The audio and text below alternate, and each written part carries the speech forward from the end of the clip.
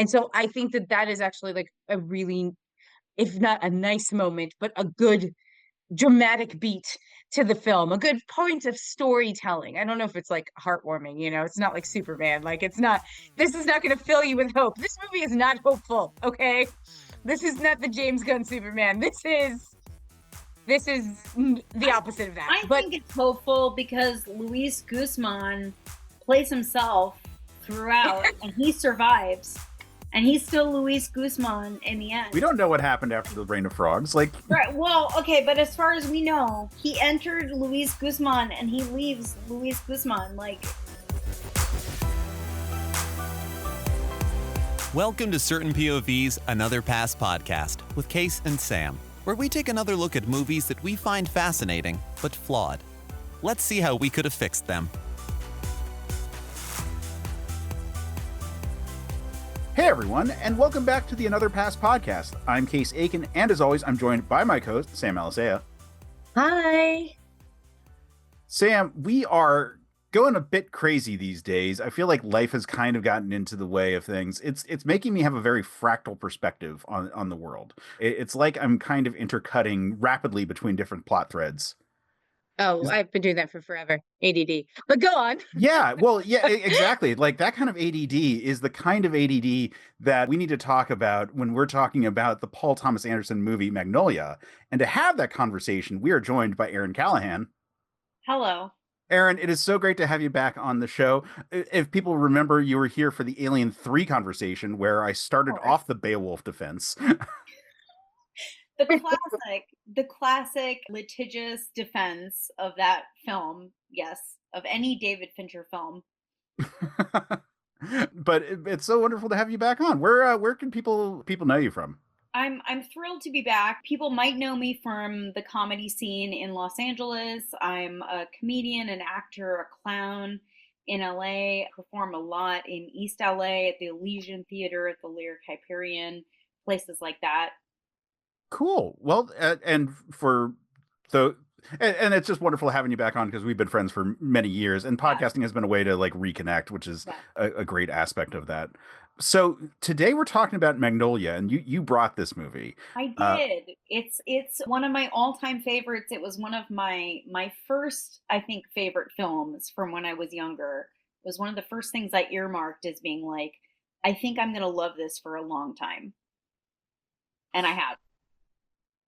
That's very fair. I have to admit, I hadn't seen this until you brought this as a suggestion, and really? I watched it and I was like, okay, yeah, because I knew when you suggested it, I was like, all right, well, it made its budget back, but not by like a lot. It certainly didn't make its marketing budget back, so it's in that sort of nebulous zone of like it returned its investment, but like, did it really, according to Hollywood math? Like, who can really say?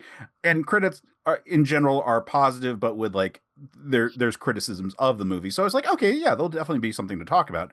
But it's one of those where I went in kind of blind, but with the approach of like, well, what am I going to do on the show? And I rather enjoyed it. I rather like this movie. Good. I'm so glad. It's of a certain time that I think people were really, or at least filmmakers were really into this like ensemble, intertwined, interconnected storyline thing. Crash won the Oscar for whatever reason. And like, I just feel like there was, at the end of the last millennium, there was this sort of trend of like this ensemble drama, interconnected story thing. And a lot of movies did that sort of shoddily. And I think this movie does it really well. So at the time, it kind of blew my mind. And I think every time I've watched it since, it has still held up. I think the performances are so good. So good. Yeah, I was really taken aback by how strong the connections eventually unfold between everything. It was rather enjoyable in that regard. I did keep thinking about that episode of Simpsons where, what is it, like the 1001 Simpsons stories or whatever, like the one where they like cut between I think it's all like the different 22 films about Springfield. Yeah, something like that. Yeah. That was where my brain was going for a while there until it started to connect, and then I was like, oh, it's more like a herald. That makes more sense. Yes, 100%. 100%. And I do think that there is like still an opportunity for the audience to be like, oh, there are things that don't connect, and then that forces them to think about how do they connect. And it's not something necessarily that PTA is like trying to force, but it's just giving you an opportunity to draw these things together. Yeah, I mean, I'll have some thoughts when we get into didn't like and pitches for like some of those like extraneous details that are of the world. But the long story short though is that it's not a movie that is like easy to watch. Like there's especially like when we get into the halfway point into the later. I don't want to quite. There's a really distinct like 1/3 mark in this movie, which we'll talk about. But There's but also so a very distinct 2/3 mark, I or think. pardon me, There's a 2/3 very mark. Yeah, sorry. distinct Like mark. third act or third Yeah. act is what I was thinking. Yeah. Yes, 2/3 mark Mhm. is what I was talking about. So there is a very distinct like 2/3 point. So like I don't want to say like the back third. It's really the back half of the movie, like is where we get like a lot of the emotional gut punches for some of the characters.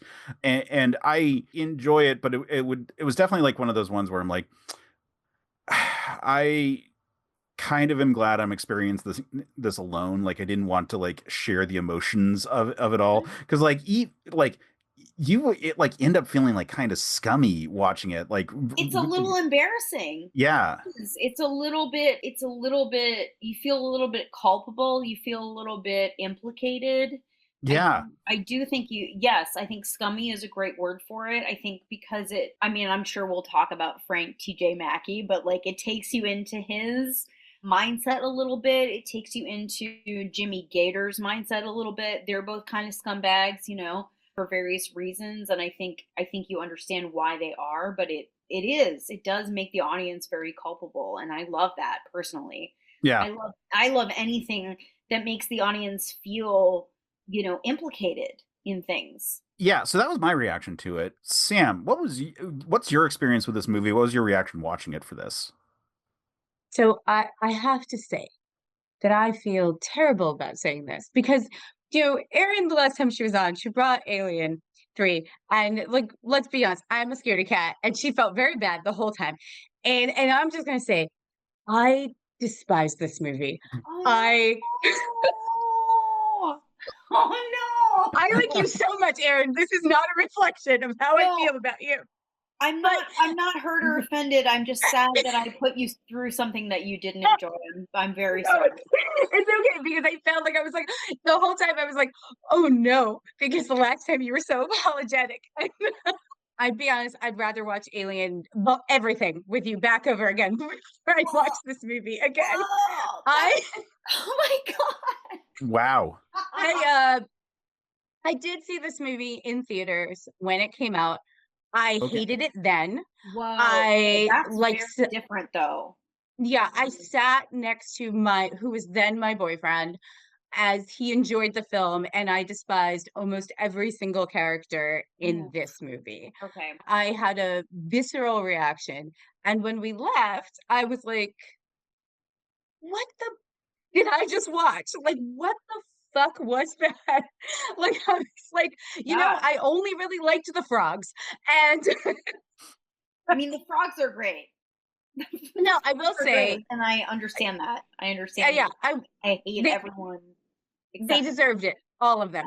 I will say that the second watch, which was literally for this podcast, I was like, I'm going to watch it one more time because it's been years and I have clearly blocked a lot of this movie out, which I really, really did. On this watch, I was like, wow, I really don't remember a lot of this. Like, there was a trauma response. But you know, again, there are amazing performances in this film, and that was true when I saw it the first time, even though I hated everyone, and that was true this time. And you know, probably my two favorite were William H. Macy and Philip Seymour Hoffman because they're probably out of all of the characters the least despicable in their own right. And so this film is really interesting to me. I don't even know if I have a pitch because honestly, I could not bring myself to watch it again another time. But I definitely am here, and I'm going to try not to be too much of a negative Nancy because I do think that there were definitely things. Also, killer soundtrack.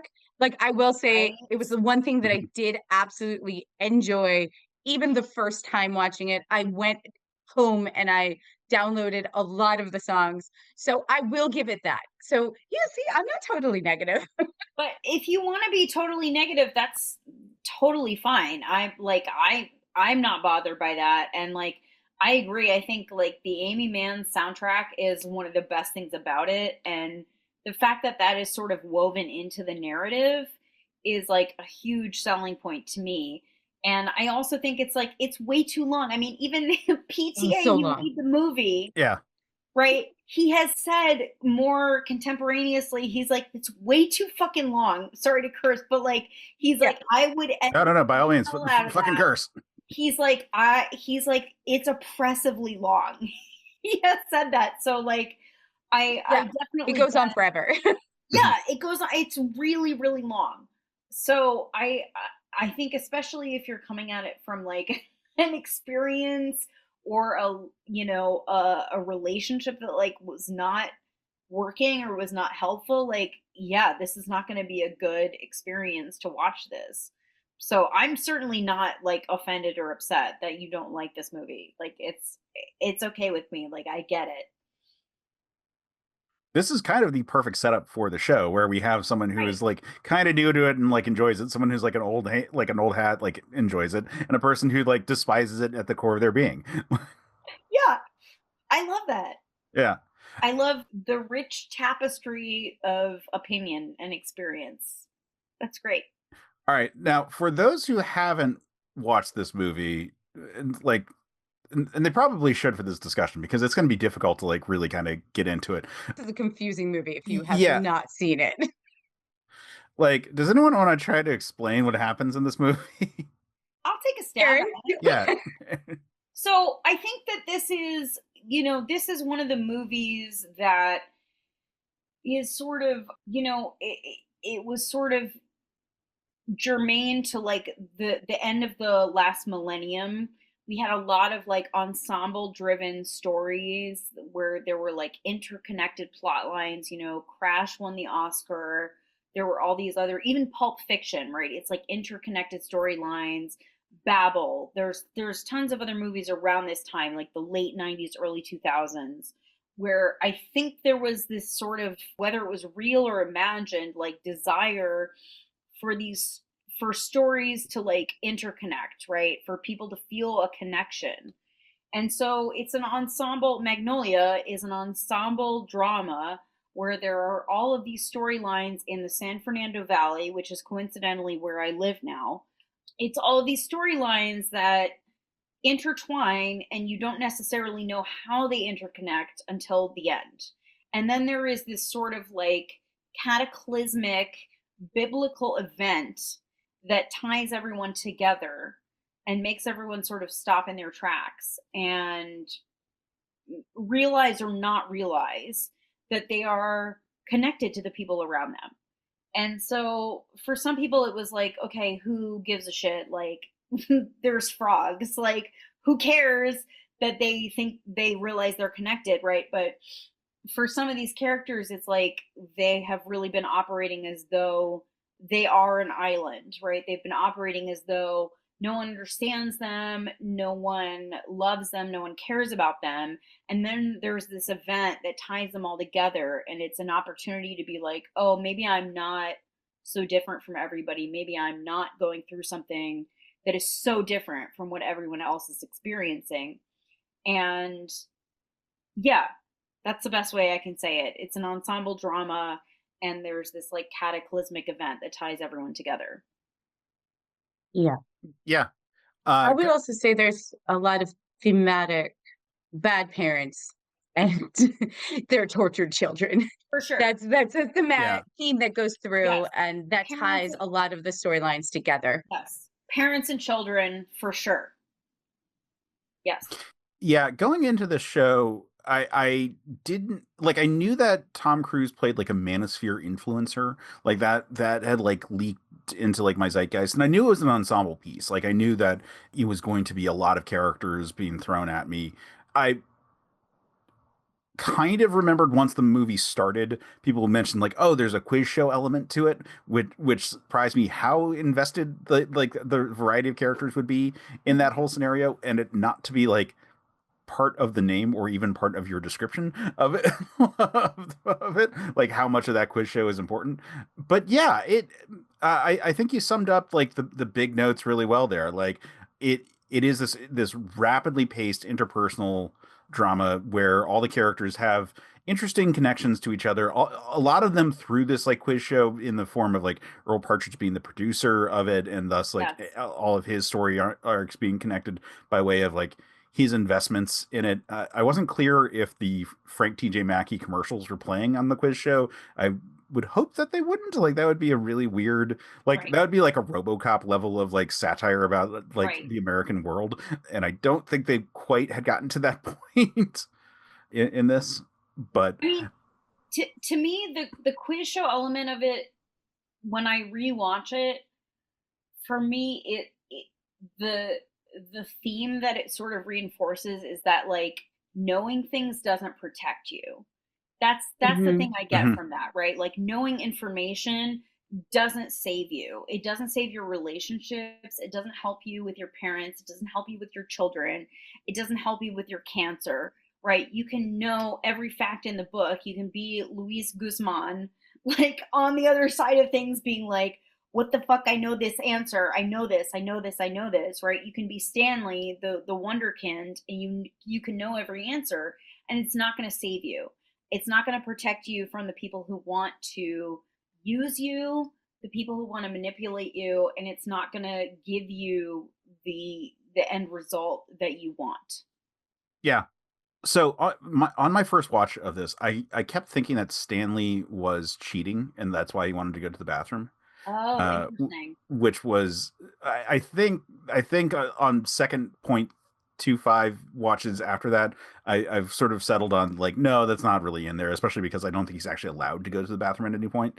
Right. Right, yeah. Like I just thought it was like the first time I watched it, I thought, oh, he's not allowed at the commercial break to go to the bathroom, and that's why he like stopped answering all the questions. But it was it it is interesting how they like juxtapose like Stanley then with like Donnie, like Yeah, like who is just Billy Quizboy from Venture Brothers. for sure. Oh my gosh. 100%.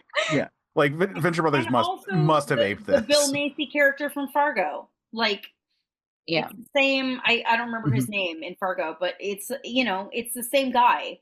Yeah, it kind of is, yeah. But I do think that like that is just interesting because you've got, so in the world of the bad parents and the children that have to deal with them, right?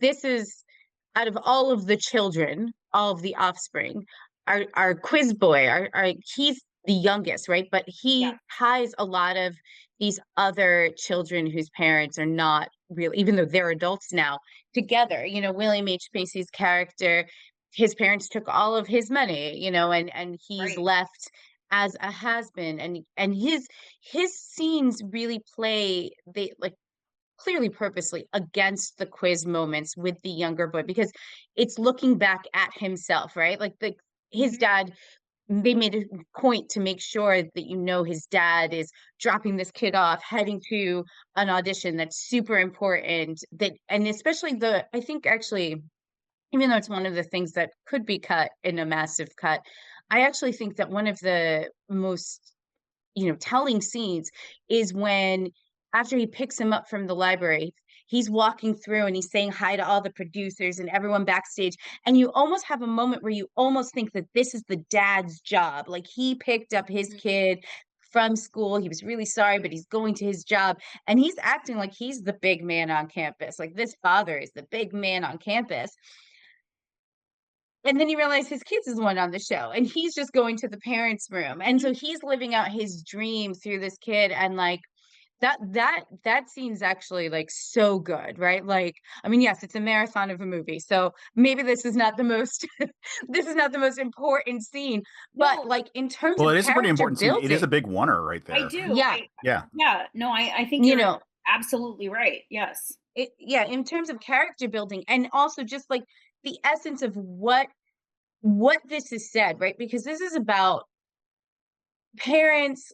A lot of this is about parents not really, giving that space for their children or Yes. outright abusing their Yes. children. This is a very strong. I mean, I think like later on in the film when you learn about the quiz hosts. I mean, are we doing? I guess we have to do spoilers. We're Everyone fully in knows that we're spoil. doing Yeah, spoilers for yeah. this, but like This is a show that exists only for spoilers. Like exactly. we don't I have a was like, spoiler I was wall. like, Like we But just I have a mean, I'm spoiler like show. dancing this is a around movie it. that came out like 20 plus years ago, so I like, Right. Yeah. you've I'm, had da- your I'm, chance. da- I'm dancing It's around this like confusingly listed as like 1999 and 2000 because it premiered in December of 99, but was open for wide theatrical release in January of 2000. Interesting. Okay. right. Interesting. Well, Um. but Sam, to your point, like, the thing, I'm sorry to interrupt you, but like Yeah. the Yeah, thing no. about like parents not listening to their kids or not respecting their kids, right? Like John C. Riley's character encounters this little black kid who's a rapper, Mm-hmm. right? And he's literally telling him who committed this crime. He's like, "Let me tell you about the worm," and he does this rap, right? And John Mhm. C. Riley is like, "I don't know what the fuck you're talking about. Like, I don't care." And he literally tells him, and he's like, "Bro, you're not listening. You're not listening to me. Yeah. I'm a kid." And that is so much a piece, a part, an essential part of what this movie is, right? Is like Yeah. it's telling the adults in their lives, like, you're not listening to me, you're not crediting me as a reliable source, as like someone whose voice you should value. I'm telling you I have to go to the bathroom. I'm telling you, right? Like, and they're consistently like, no, you don't. I don't care. Like, whatever you're saying, like, it's not important. So, so anyway, I'm just like affirming 100% what you're Yeah. saying. Like, Yeah. parents and kids, like, yes, Yeah. that is shot through the entire movie.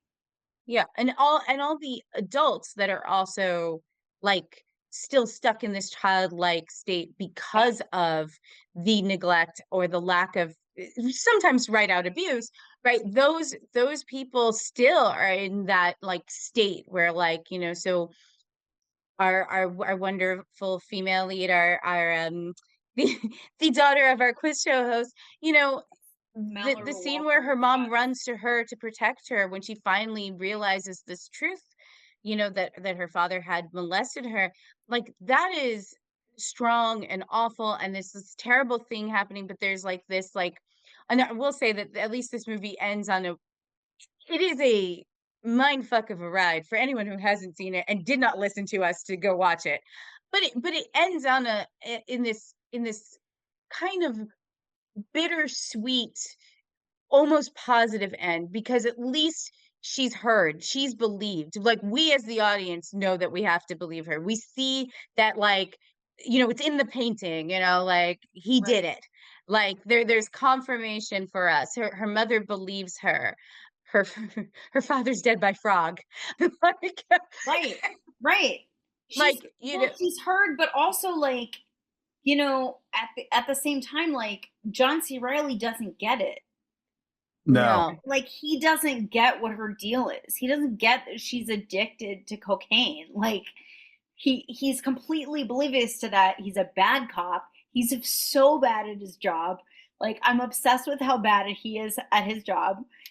Like, he drops his nightstick down like 2 flights of stairs. He drops his gun. Someone else takes his gun. Like, He also doesn't notice anything's wrong with her when he first comes in. Right. Like I was like, there's Yeah. so many signs. at no point, even at the end when he's delivering the final monologue to her, he doesn't understand that she's a drug addict. Like, he doesn't get it.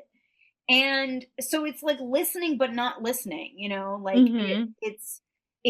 it's being an audience for someone but without like really taking in what their deal is.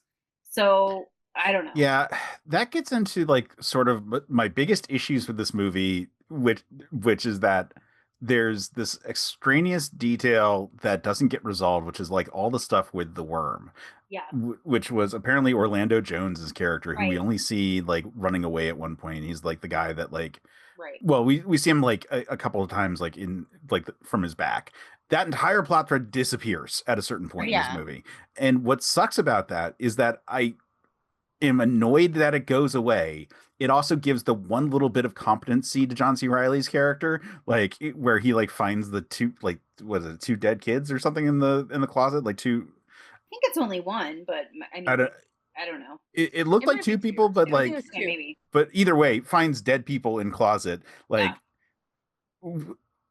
But I don't see how you can remove, and the worm is supposed to be the father of the kid, and like I don't see how you could remove more of that plot thread without losing the kid entirely, or at least like losing Yeah. like the points that are important, which is the rap scene. Like For you sure. could keep him at the end where he like saves Julianne Moore, but like I like it's just one of these things where the movie is like very bulbous, and it's one that doesn't actually tie into the rest of the connective tissue of the characters, Yes. but it connects with the themes of the characters, Yeah. and is so important in that regard, and it's just frustrating. Yeah. It feels like they wanted the payoff of the worm to just be him finding his gun that he lost again. Because like that's the only thing that really comes back to him.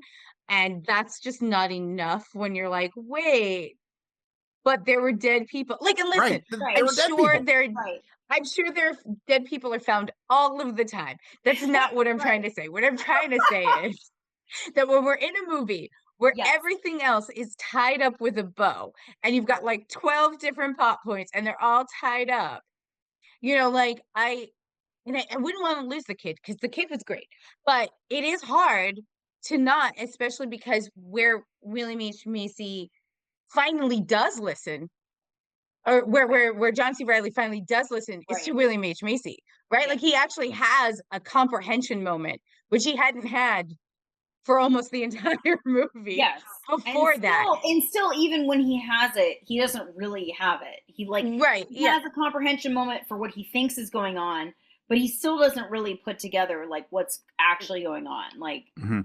yeah. And then he finds his gun, and so then he's not going to get in trouble with work, and Right. and that's where they leave it. That's where they leave his character. He's Right. gonna. But like I like that because that's how the cops actually are. Like the cops are fucking bad at their jobs. Do you know what I mean? Like they are like notoriously bad at their jobs. Like, and anybody listening to this who wants to be like, "Oh, you're Antifa," like I 100% am. Like I hate the cops. I want them to all die, and I really like they're terrible.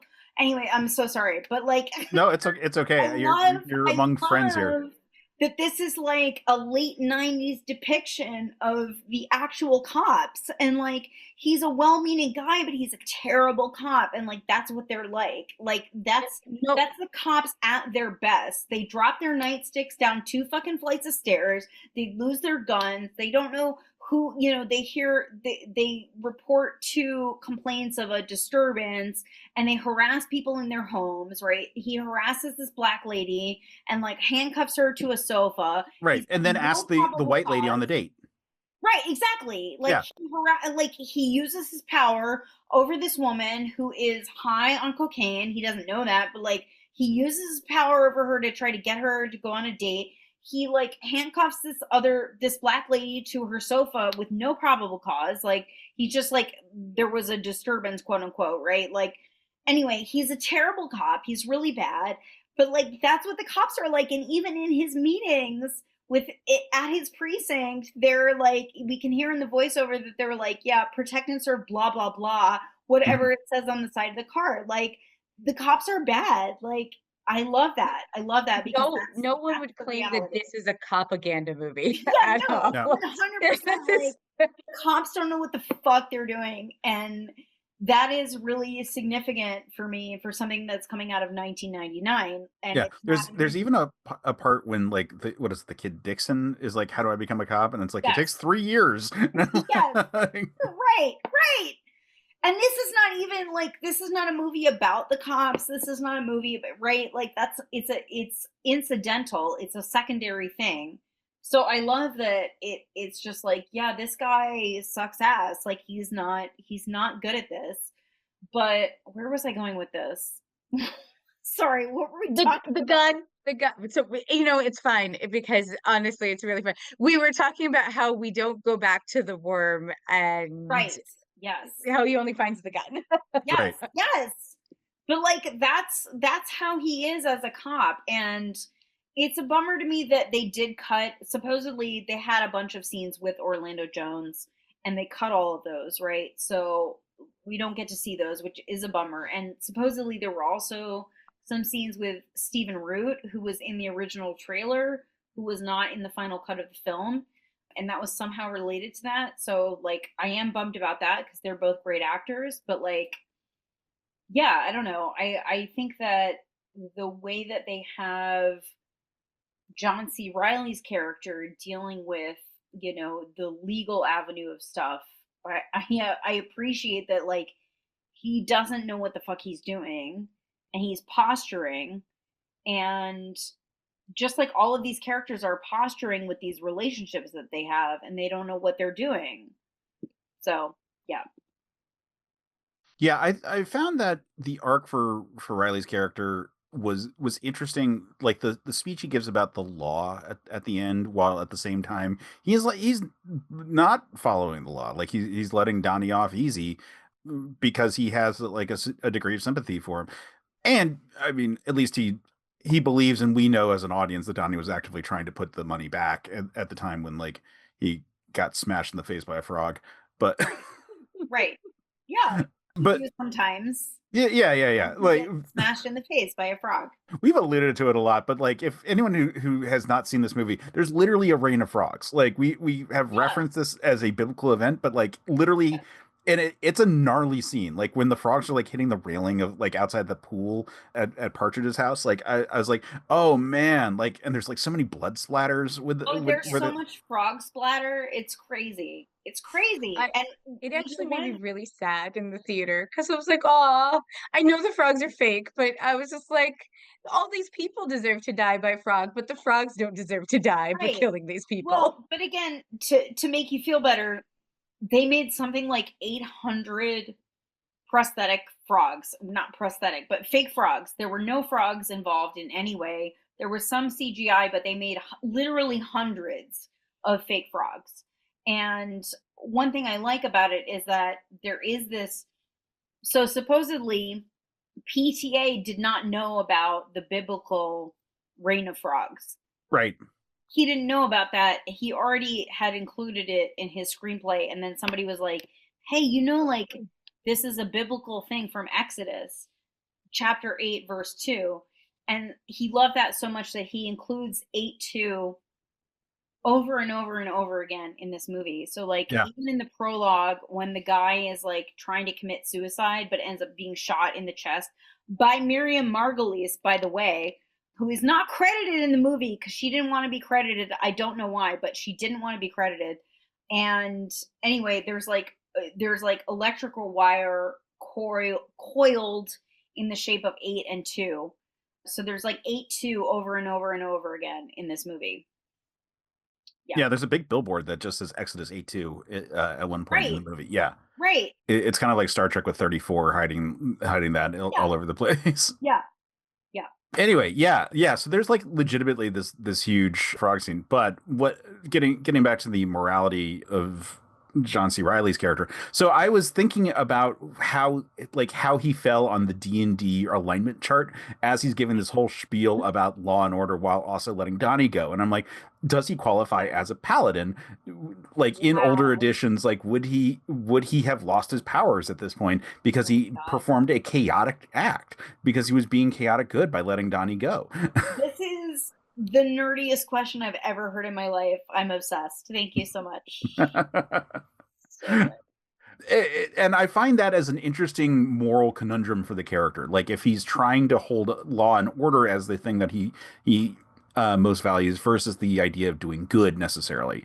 And I think that like it's one thing if it is a conscious act that he's making. I think if he's being subconsciously influenced by things like inherent or like implicit racism, like that's another story. Right. And we don't have enough evidence to really like go say how he would respond in most circumstances. Just that in the 3 calls that we see him respond to, the only one where he handcuffs a person is the black woman. So there's that. But I also, I'm sorry to interrupt you, but No, I think that the other piece of evidence we have is that in terms of how he is real life versus ideals, or versus like just like, concepts of morality, we have these scenes of him talking as though he's being interviewed. And then the wider shot is like there's no one in the car except his gun. He's talking to his gun, right? He's as though he's being interviewed. He's preparing for these questions about morality, but literally the only other thing in the car is his shotgun, and the shot makes a point of showing the shotgun in the back seat. And he's like, so that's why I do what I do, right? Like no one's talking to him, no one's asking him questions. And so to me, that indicates that he's like really concerned with the appearance of his morality, right? Like he's rehearsing these conversations about like what makes a good cop and like what makes a moral cop and what makes, right?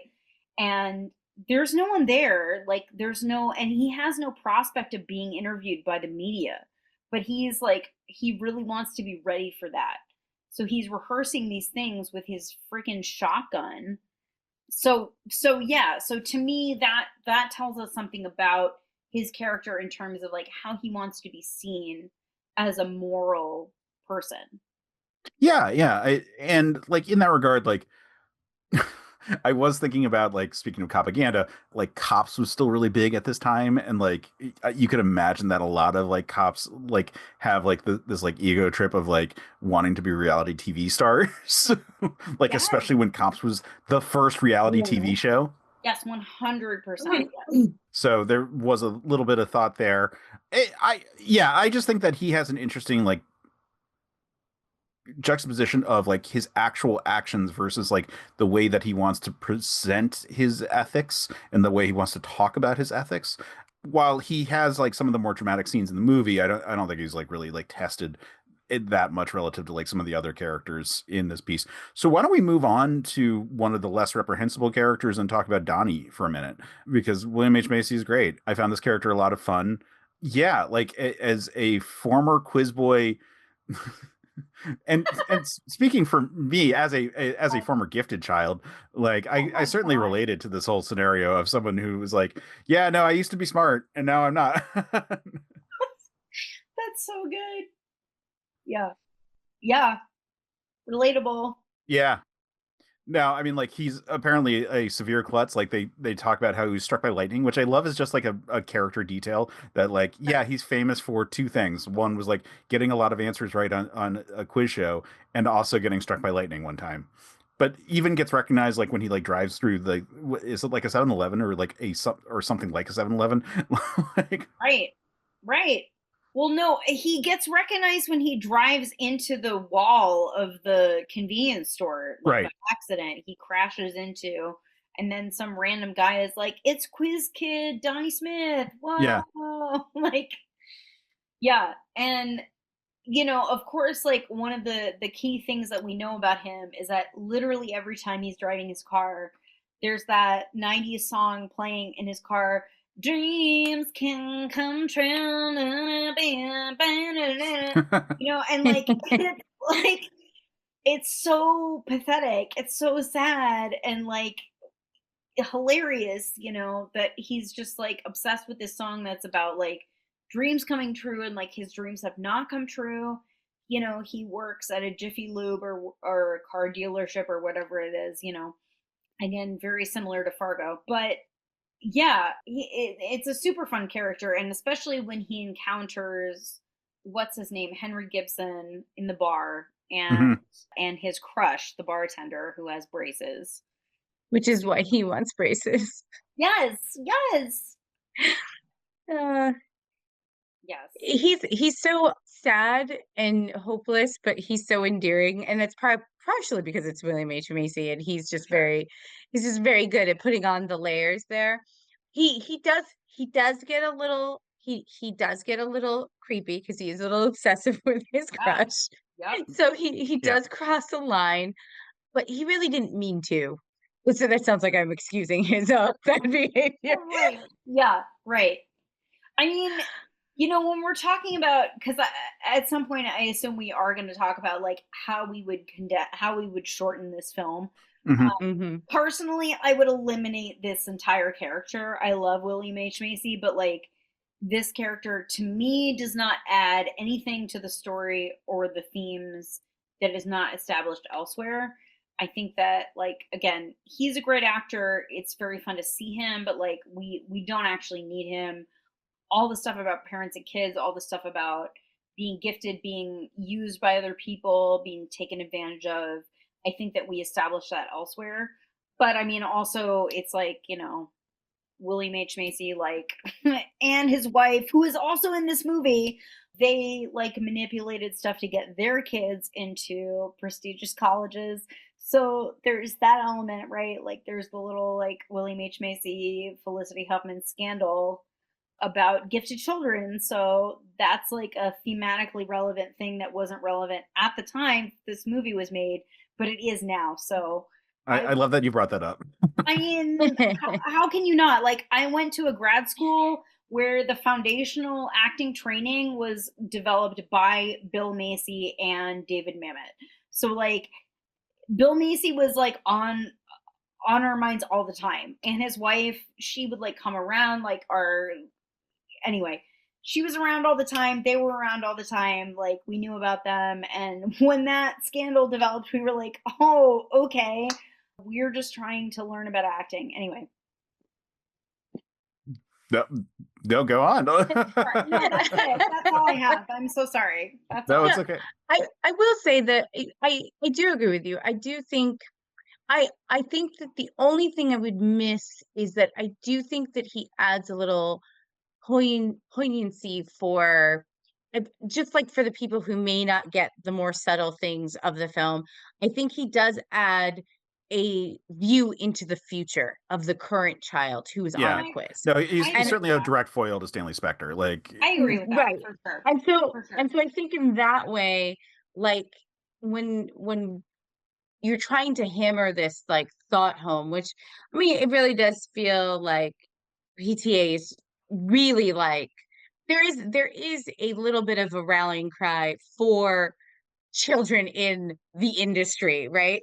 And so I do think that like when he's really trying to hammer home this part of what he sees as neglect and abuse with children, William H. Macy's character serves to kind of like really hammer that home so that you can't ignore it or that you can't like neglect it, like, and so then that moment of this child standing up for himself and deciding he's not going to get up, he's not going to answer, he's not going to be humiliated in people, and he doesn't care if that means the end of the show.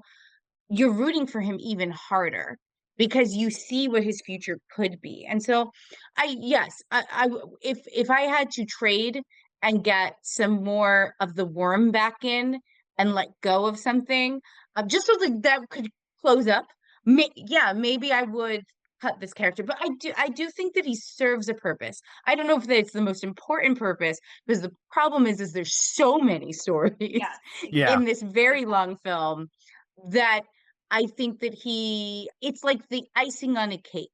A cake is still good, but sometimes it's better with the icing. So I don't know. I don't like it's I hear what you're saying, but also I like icing.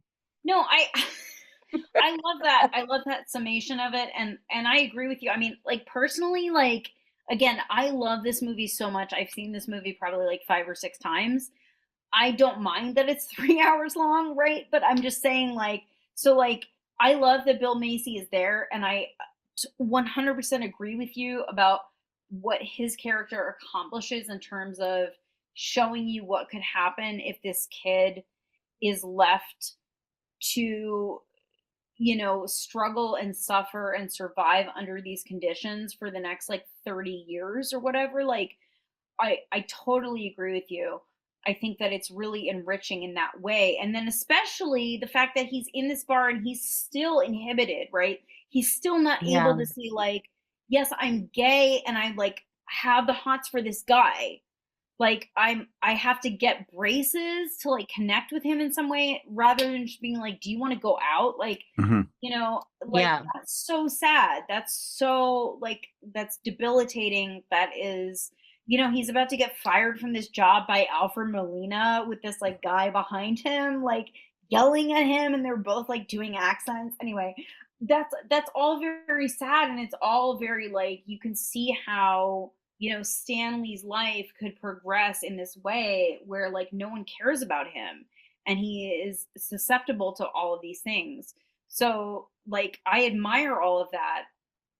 And I personally I love that the movie is 3 hours long. Again, like I'm happy with it as is.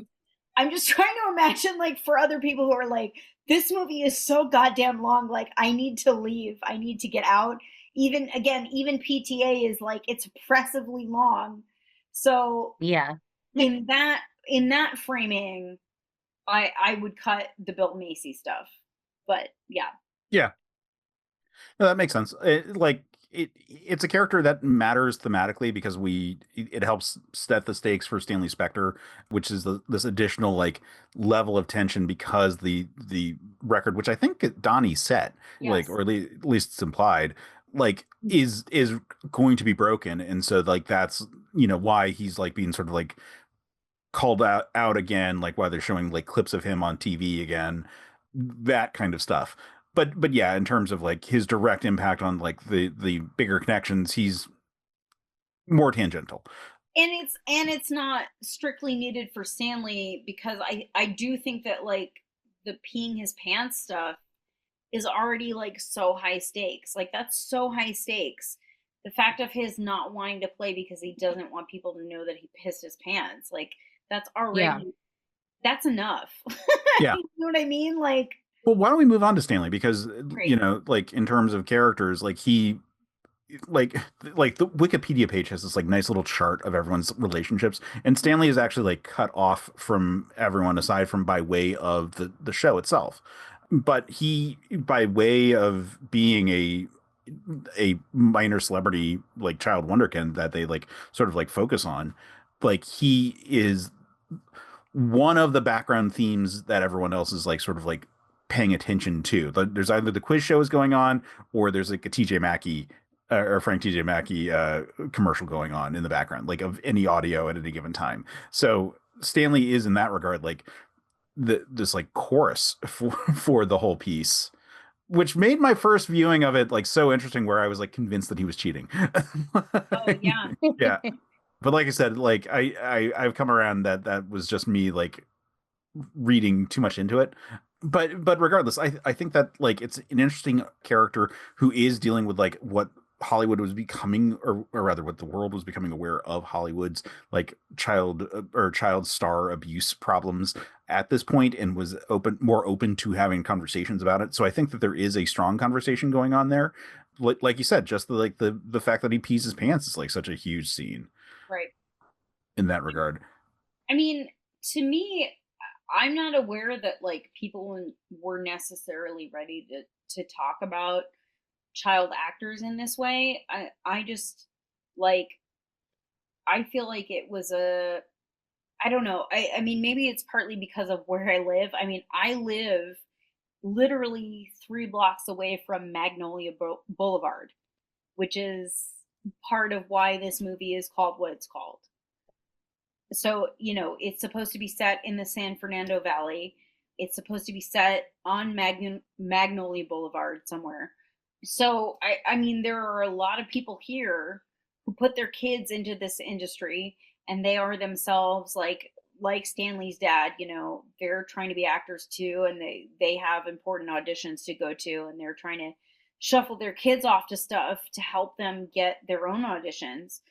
So I mean maybe people were ready for this conversation at this time, or maybe it was just a coincidence. I genuinely don't know, but like the fact of just like a kid trying to do his best to please his parent, and his parent has a certain set of expectations, and then they're not met, and then the expectations change, and you know, the kid can't get his own needs taken care of. Like literally he just has to go to the bathroom. I don't know. There's just something like really, I mean, there's something really tragic about that, and it plays out throughout this movie, right? Like there's this bedridden old man who can't leave his bed. He can't have his pain relieved. You know, he's trying to smoke a cigarette and he can't get a real cigarette, and Philip Seymour Hoffman has to give him an invisible cigarette, right? And like I don't know, there's something thematic about that running through of like people not being able to have their needs met and like other people needing things from them. I don't know where I'm going with that. But yeah.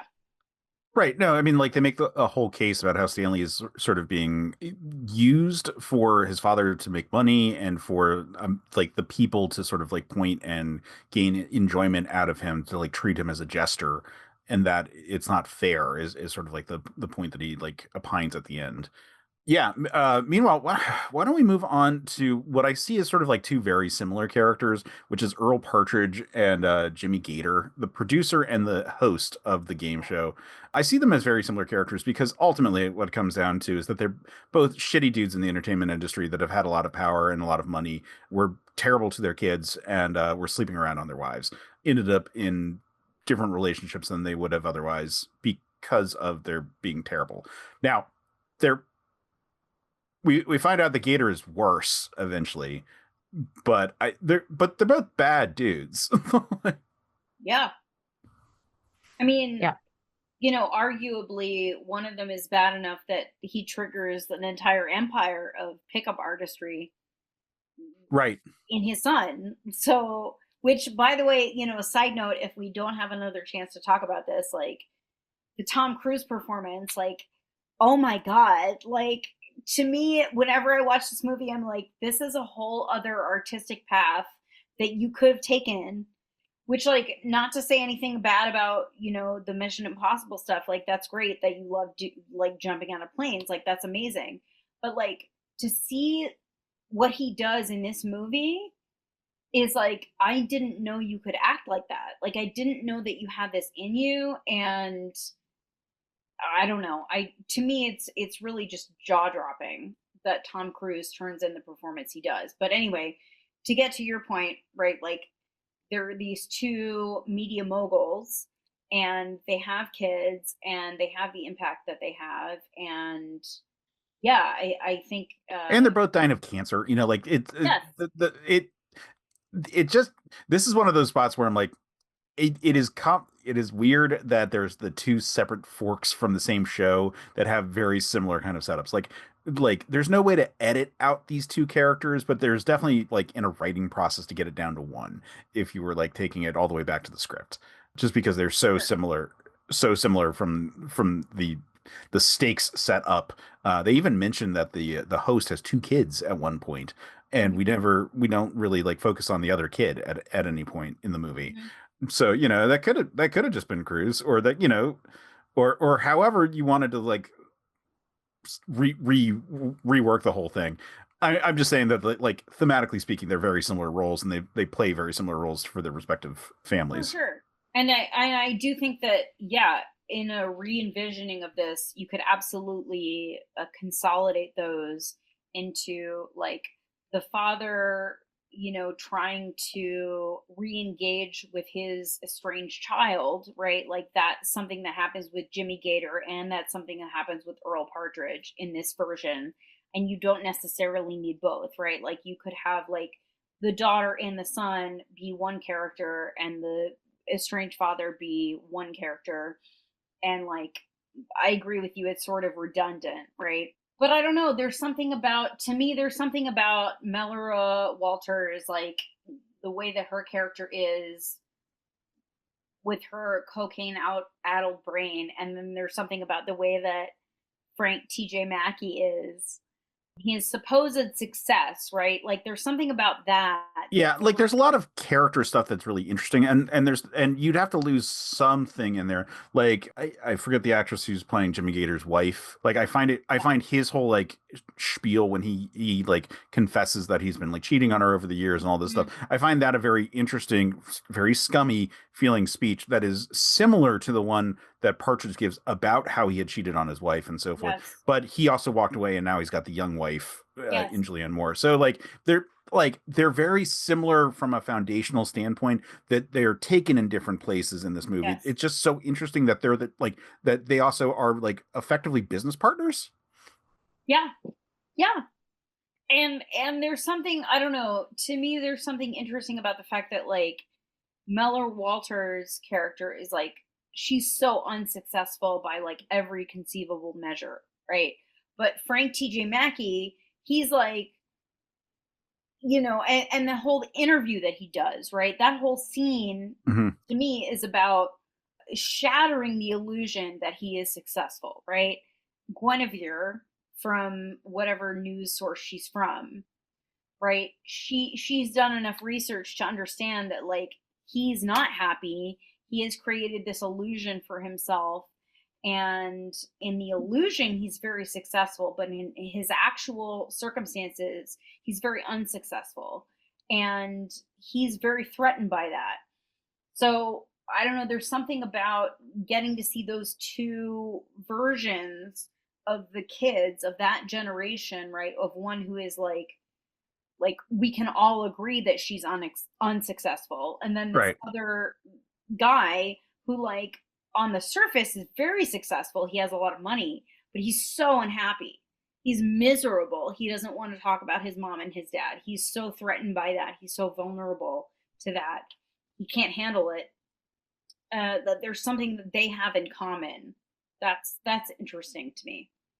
Yeah. Well, I wanted to talk about the kids next. So like in terms of aside, so Gator is terrible for like clearly molesting his daughter. Like there's like him trying to say I don't remember is like the point of it is like, well, how are you in a circumstance where you don't remember that the answer is no? Like that's the absurd spot right there. Well, and also the first, I'm sorry to interrupt you, but the first time that we see them interact, he has violated her boundaries. Yeah, he goes into her room. He invades her home, and she says, "Get the fuck out," and he doesn't. He keeps saying, "I'm sick, I'm dying, you need to listen to me," and she says, "Get the fuck out." Like, it's not like, "I'm sorry, I've invaded your privacy, I'll leave you a voicemail." Like, no, he has no respect for her boundaries. Like, that's the first time we see them together. So that is very much in keeping with what we later learn. So yes, please. Yeah, it's about him. Versus, I was just going to say, like, Partridge is probably a more traditional kind of, like, he fucked around on his wife, and then, like, it's not clear if he, like, completely walked off or if he was kicked out, just because we don't have the wife to sort of, like, recount that part of the story. But certainly the relationship, like, fell apart, and she took the kid and, like, did her best, but died of cancer, and, like, pretty fucked up situation there. So Earl has this whole like monologue about like how his regrets about his like infidelities. Infidelity plays like a really big part, and especially the older men of the story. It interests me that is like, because it's the shared thread between these two characters. Like it's like clearly like something that's on PTA's mind at this point. Like I don't know specifically if there's like any like life story that kind of goes into it, but it like clearly like was a thing that he wanted to sort of like address. And here's like two takes on it. Someone who kept it secret for his entire life and only sort of like reveals it at the very end, versus someone who like, where it came out and like disrupted his whole relationship like then, and now has his own fucked up family situation like that has changed gears on that one. Yeah, why don't we talk about Claudia for a minute? Great. I love Claudia, and I love how obviously high she is all the time, and I love how completely oblivious John C. Reilly's character is to her being high all the time. And I don't know, just something I was thinking about as you were talking. This isn't necessarily like Claudia specific, but like, like in in the biblical passages about the frogs, right? It specifically the passage that is referenced multiple times through this movie is Exodus chapter 8 verse 2. And there's 8:2 over and over and over again. Over and over and over again, 8:2. And it says, if you do not let them go, I will send you a plague of frogs. And to me, like, the interesting thing is this idea of like, let them go. And so intergenerational trauma to me is like the letting them go thing, right? Of parents being like, you can live your own life. You don't have to do what I wanted you to do. That's, to me, in this movie, that's what letting them go means. So I guess I just like, Claudia to me is like, she hasn't been let go. He doesn't want to let her go. He wants to control her still. And even her mother, maybe to some extent, like, wants to hold her accountable for their relationship, for their whole family. But like, she's just trying to separate from them. And it's like, if you do not let them go, I will send you a plague of frogs. And that's what happens. Like, there's a plague of frogs. And, the children are not let go. The parents are trying to control them. The parents are trying to like hold on to them. And even in the very beginning, in the prologue, right, there's this, you can see in the prologue, the guy who's going to like jump off the roof, right, who ends up being shot by his parents, who, by the way, Miriam Margolyes is one of them. There's this coil of wire next to him that says 8-2. And he goes to jump, right? And then they fucking shoot him in the chest. They don't let him go. They don't even let him die by suicide. They control even that. They control even his death by shooting him in the chest. So to me, Claudia is just like the ultimate victim of all of these like parents like trying to control their children, not letting them go. That's why we get the plague of frogs. Yeah, that Great, good talk. We're like, yeah. No, I mean, I think the relationship between Claudia and her father is one of the ones that like is the big like, oh shit moments in this movie, like as we sort of like come to understand it, because it recontextualizes that earlier scene, and it sort of like makes this character who comes off as a bit of a fuck up. It makes it like, oh, now I understand way more about like why we are in that circumstance. And you're right, like the fact that like even at the very end, like her parents aren't ready to let go, and that's right when the plague of frog actually hits. And I mean, she is a fuck up. Like, I don't think it's like she comes off as a bit of a fuck up. Like, she is a fuck up. Like, she doesn't know what she's doing. She doesn't, like, she's blasting her music. All of her neighbors hate her. The cops come. She doesn't understand. She literally can't turn down the music. She doesn't know how to do it because she's high on cocaine. Like, she's so high that she's screaming at John C. Reilly that she doesn't know how to turn down the music. Like, she's a mess. She's not handling her life well. Like, yeah, that is across the board just true. But yeah, it's just interesting, like, looking at that character in the context of, the characters who made her. Yeah, I think that her relationship with John C. Reilly's character is gross as all hell, but I also understand how they get into the circumstance, because John C. Reilly is a terrible cop and she is a fuck up. Cop. He's the worst cop. He's so bad. The one area I will give him credit is that he's not at least as malicious as some other cops, but no, but I love that about. I mean, again, I said this before, but like at this time, we weren't really examining propaganda, right, in media. Like, media was not taking that on for the most part. And so I love that the fact that the one cop that we are tasked with following in this story, he sucks ass. He's terrible at his job. He's the worst cop. He drops his nightstick down 2 flights of stairs. Then he drops his gun. Someone else steals it. He doesn't know what the fuck he's doing. He's terrible. Like, and the fact that he's well-meaning is irrelevant. Like, that's great for him, but like, he sucks ass and his institution sucks ass. Like, they're terrible. I love that about this movie. Woo! Yes, in agreement there. Yeah. Because it's realistic. It's realistic. Like his institution, they don't give a shit. They literally say in a scene, in a voiceover, they're like, protect and serve or blah blah blah, whatever it says on the side of your car. Just Yeah. do it. And like he wants that to be true, but he's incompetent. He doesn't know how to follow through on that. He's terrible. I love that. It's great. Yeah, well, and his relationship with Claudia is like it's extremely unethical from the standpoint of like, well, I mean, even if you didn't know that she was like high as all hell, like the power imbalance of the situation, like For you're sure. responding to a call, and the only reason that she gets off effectively with just a warning is because he's into her. Like that's like he's terrible, and she takes advantage of the fact that he's terrible. And So I understand. they even say that in the Yeah. text. Like it's great. I love that.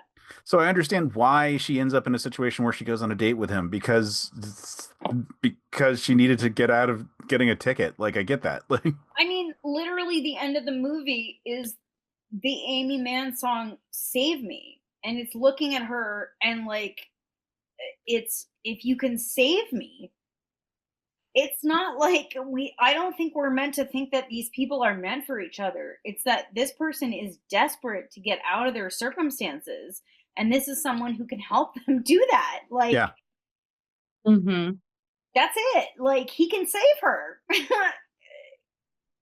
It's not specific to him. It's not specific to her. Like, she needs to get out of her circumstances and he can help her do that. Yeah. Yeah. So why don't we pivot to the other kid that we wanted to talk about, Frank T.J. Mackey.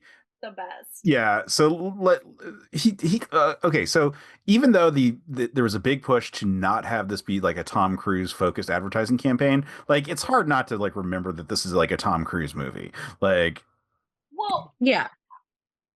Sorry, go ahead. I'm just saying that like he's such a superstar, and he does a really good job at this like completely crazy part for him. Well, and I think that was what I was starting to say before, is that like when I watched this movie, and still when I watched this movie, like to me it gives me a window into like what his career could have been. And like he didn't choose that, and that's fine for him, but like I'm like, this is the one movie that makes me go, oh, he is capable of being a great actor. Like he could have gone on to do, he could have gone on to have like a Jason Robards career, to use somebody else in this movie, right? Like he didn't have to be like the hot stuntman guy. Like he actually has the capability of being a great actor. Like this is the only movie I've ever seen him do where I'm like, oh, like he's a really good actor. Like all the other movies I've seen him do, I've been like, yeah, he's fine. Like he gets the job done. But like this movie, I'm like, holy shit, like he's doing it. Like he's doing it. Like yeah, there's a ton of stuff for him to like, ton of great scenes for him to work with, tons of different styles of performance for him to do between his like manosphere kind of like on stage persona, like the interview persona where he's like trying to hold back, and then like his actual reunion with his dad. Right, which yeah. Like you probably know, but like was mostly improvised because he just felt like he wasn't connecting to whatever the scripted dialogue was, and PTA was like, like I guess Tom Cruise's actual dad had died just like a couple years earlier or whatever, and he was like, if you want to improvise something like whatever you feel connected to related to your dad, do it. And he did it, and that's what's in the movie. And like that's crazy to me because that's not so easy to do. Like Yeah. to improvise something that's that vulnerable and that raw, and like he did that and they put it in the movie, and like it's really moving, like it's really affecting. And yeah, that was Tom Cruise. That was his choice. Anyway, so I'm not hating on the Mission Impossible track. Like he knows what he's doing. He's very good at that. But like, it's really crazy to look back at this movie and see like, oh, he could have just been like a real actor. Yeah, I mean he just does a great job in this. Like he got an Oscar nom for this. Yeah. Yeah. Yeah. He's great. He's amazing in this movie. Yeah, that's about all we can really kind of say, isn't it? I don't know where else I'm going to say this. My only real exposure to like a manosphere type character in the real world, beyond just like being like made aware that they exist, is like Tucker Max. Like, is like that was the only like That. he was a writer from in like the 2000s. Like frat tire, I believe, was the genre that they called it at the time. He would write stories about hooking up with chicks, basically. And first it was a blog, and then it turned into a couple of books. And I purchased those books and read them. And for a while I was intrigued. But Okay. that's the closest exposure I have to anything like this. Like, because I know that these guys exist. I've seen some of the commercials for it, but for the most part, my awareness of them existing is usually people being like, "Can you believe these guys exist?" Like, it Right. is the majority of my exposure to them. Tame the cunt. Right. I mean, that's like, it's so funny to me, but like, that's, that's what it's like. Tame the cunt. Respect the cock. Tame the cunt. Yeah. Yeah. That. Sorry. I mean, like, what else is there? Like, it's all nonsense. Yeah. Right. Like, I mean, I love all of those scenes in this movie though. Like, I love how committed he is. I love seeing, especially when it gets into the interview scenes with him, right? Like, I love seeing how hard he's working to go to that stuff as a way to protect himself, from real vulnerability and Right. real relationships, to be like, yeah, women are all, garbage objects, and like women are all like, he doesn't want to talk about his mom. He doesn't want to talk about his dad. He doesn't want to talk about any relationships that are not sexual, right? But those are very easy for him to talk about. Those are very, they're all commerce based, they're all transactional. It's very easy for him to be like, yeah, like I leverage this and then she brings that, and it's like tit for tat, like whatever. And then when he's actually faced with like his dying dad, like he can't handle it. I don't know. I love that. Yeah. An excellent turn for the actor. Like, so let's talk about the last character that I really want to like make sure we hit as in our individual character section, and that is Julianne Moore as Linda Partridge. Yeah, she's just having a grand old time dropping F-bombs like crazy, and being that gold digger who has like had a turn of heart on the whole situation. Yeah, I mean, I think to me, like her pharmacy scene is like one of the best. I like that monologue to me is just one of the all time, when she's like confronting the pharmacist, Yeah. like, oh, this is like, you could have a real party with this. Like it kind of became like, it kind of became a joke. I think when that movie first came out, of like all of her dialogue about like, yeah, it like, have you seen death in your bed and all that stuff, like, but like it's so good, it's so good, and it's so like, I don't know, shame on you, like, Yeah. Mm-hmm. It's I love interesting it. because the first time I saw this, of course, I was much younger and I saw it in the theater, and I thought she did a great job. But this time, on the other side of my life, not that I'm ancient, but I spent a year in well, I spent about 10 years being my grandfather's caretaker.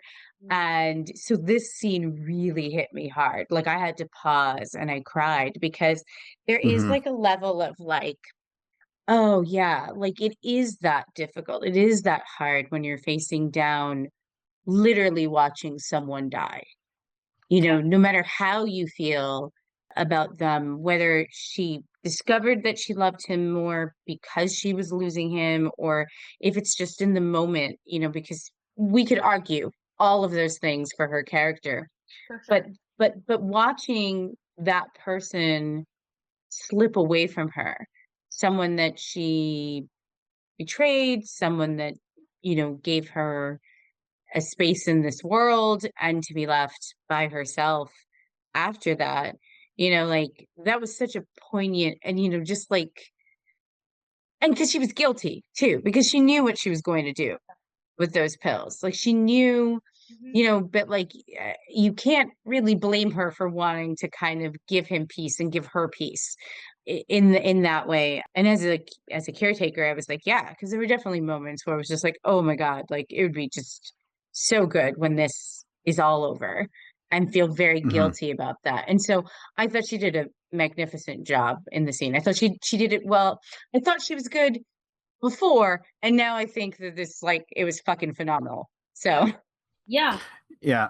I share, and obviously I didn't spend as many years being a caretaker for my grandfather, but like the bits at the end, especially with like the oral administration of morphine, like that really resonated because like that was like day he died. We were like I was the one administering it just to like keep him out of like pain at the very end, and it was that was a scene and a plot thread that like definitely like resonated a lot.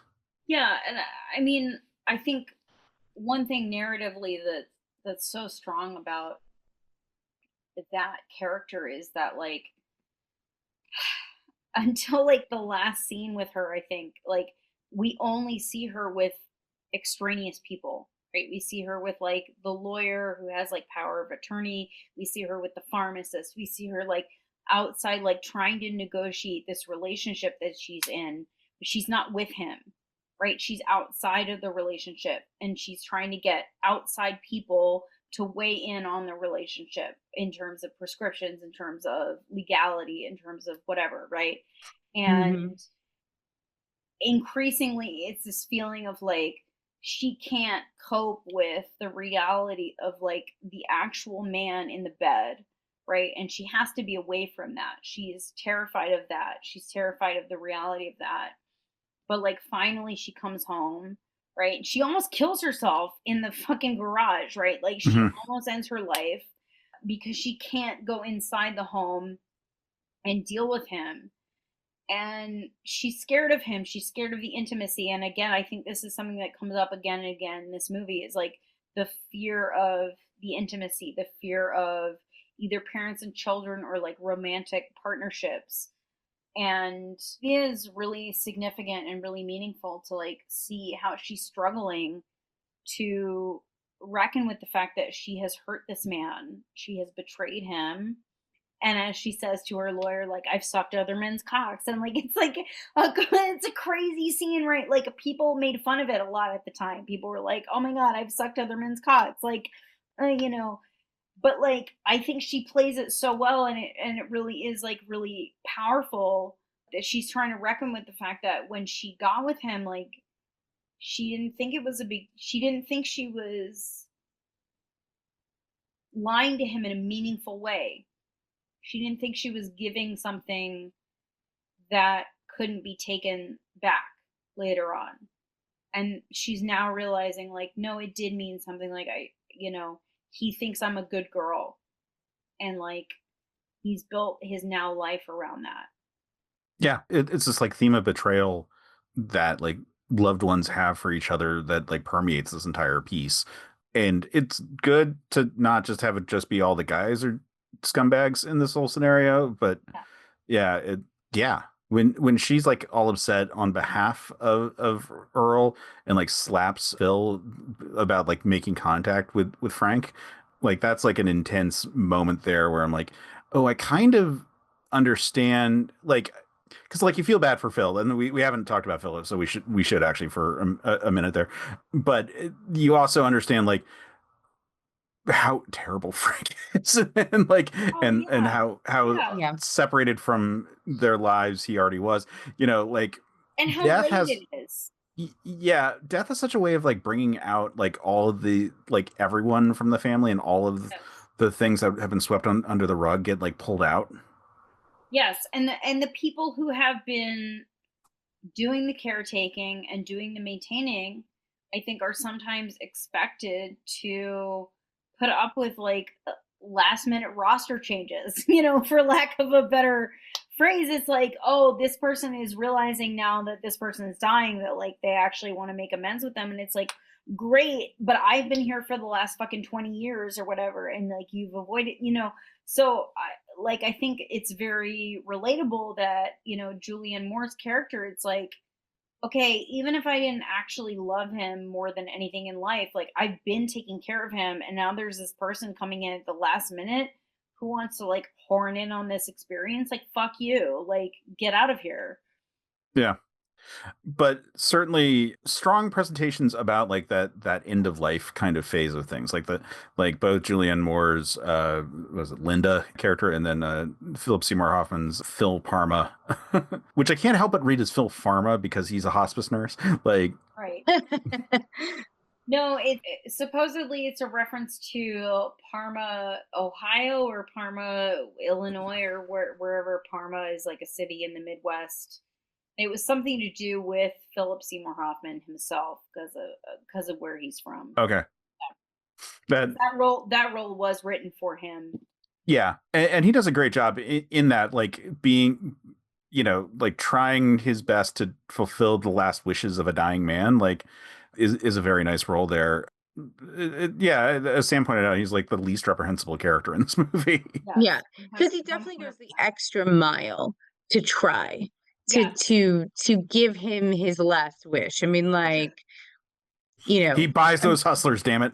Well, and that's the thing. I was gonna bring that up, the fact that there is that one moment where we think he's being selfish. There's that one moment where we think he's just like horny and he's ordering all these like, magazines to be delivered, and then we find out that actually it's because he's trying to find Frank. Like, right. That's so great. Like, but like on the phone, it really makes it seem like he's just like, he's horny and he's bored and he's embarrassed that he just wants Hustler and Penthouse and Playboy, but like he's actually trying to do something for somebody else. Like it's great. Yeah. So I feel like we've talked about the characters, we've talked a lot about what we liked, and we've addressed pretty quickly what we didn't like about this. And I think the conversation that we're about to have is very much like rooted in the length of this movie and how it could best be sort of either trimmed down or, in a weird scenario, expanded if one really wanted to. But I think that unless y'all have other big things you want to bring up, I think we should go to break.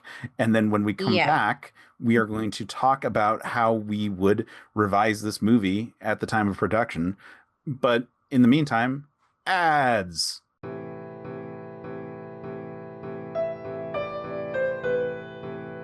Are you tired of watching your beloved characters being tortured by careless authors?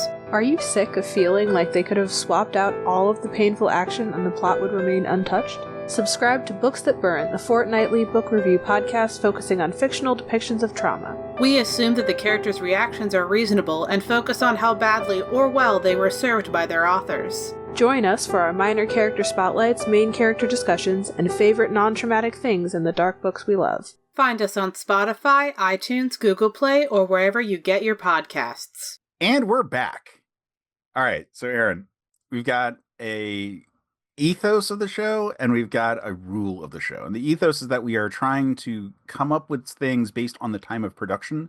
So what could have realistically have been done to change things? Now, we can take that from the standpoint as a writer, we can take it as an editor, however, but we are trying to be realistic at the time of production. So I'm trying to think of a good example in this particular movie, but like, for example, it was written for certain actors in mind. So like cast changes probably weren't going to happen because that was already like sort of a foregone conclusion on those kind of things. Now, as for the rule, I am not allowed to go before Sam. So that is the one hard rule. Now, you are our guest, so you can decide if you want to go first, if you want Sam to go first. I just can't go before Sam. So I can come in second or I can come in third, depending on timing of things. But that's the basic rule. And we're welcome to have this be a more collaborative, we're all joining in on the conversation kind of point. Okay, I would love to hear from Sam first.